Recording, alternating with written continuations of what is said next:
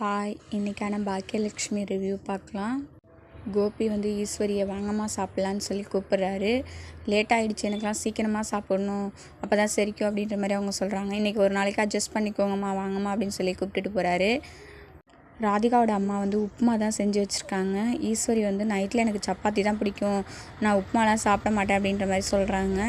இன்றைக்கி ஒரு நாளைக்கு அட்ஜஸ்ட் பண்ணிக்கோங்கம்மா, நாளைக்கு நான் செய்ய சொல்கிறேன் அத்தை அப்படின்ற மாதிரி கோபி சொல்கிறாரு. அப்புறம் சாப்பிட்டுட்டு போகிறாங்க. சாப்பாடு நல்லாவே இல்லை அப்படின்ற மாதிரி சொல்கிறாங்க. அப்போ சாப்பிட்டுட்டு போயிடுறாங்க.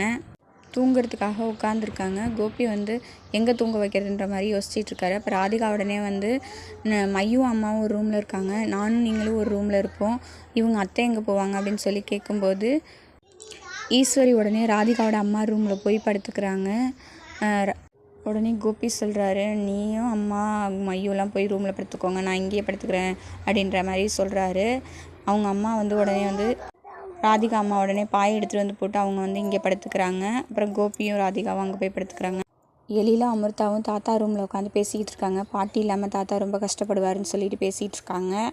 அப்போ வந்து பாக்கியாவும் வந்துடுறாங்க. நானும் அதுக்கு தான் மாமா வந்தேன், நீங்கள் கஷ்டப்படுவீங்க, பாட்டி இல்லாமல் ரொம்ப கஷ்டப்படுவீங்கன்ட்டு நான் வந்தேன் அப்படின்னு சொல்லி சொல்கிறாங்க.